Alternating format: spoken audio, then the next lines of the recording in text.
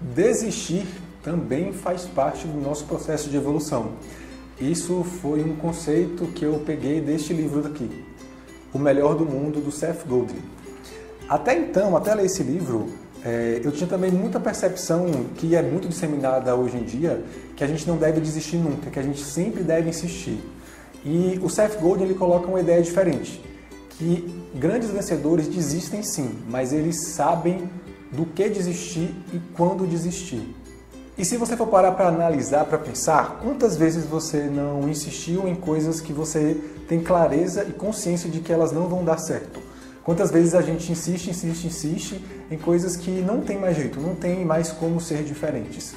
Nesse livro, O Melhor do Mundo, ele ensina como que a gente pode perceber quando é a hora de desistir. Ele coloca duas situações principais quando as coisas deixam de andar, que é o vão, quando a gente tem um projeto que está crescendo, em determinado momento ele tem uma queda, e essa queda é o vão, é a parte da dificuldade onde a gente precisa ter realmente insistência. É onde a gente precisa desenvolver um pouco mais, se doar um pouco mais, para que esse negócio volte a crescer, para que a gente volte a se desenvolver. Só que a outra situação, que ele chama de beco sem saída, é quando os processos que a gente está vivendo, eles se mantêm sempre estáveis. Por mais que a gente se esforce, por mais que a gente se doe, por mais que a gente estude, eles sempre continuam no mesmo lugar. Nessa situação é que ele questiona que talvez essa seja a hora de desistir. Essa talvez seja a hora de você tirar a sua energia desse projeto e levar a sua energia a projetos que podem crescer, a projetos que estão em algum vão. Mas o que a gente tem que observar é se essa percepção de que as coisas não vão mais dar certo é uma percepção de longo prazo ou de curto prazo. O maior problema das pessoas na atualidade é que elas desistem quando está doendo.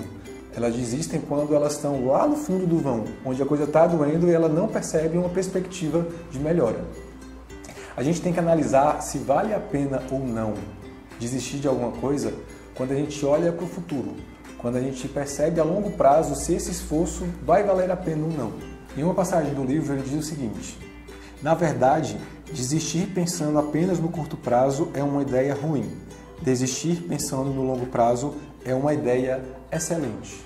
Então, se você olha para os seus projetos, olha para a sua empresa, olha para os seus relacionamentos, olha para as coisas que você gostaria de fazer e planeja executar, e vê que mesmo com a perspectiva de longo prazo você quer desistir, então talvez seja uma excelente ideia você desistir.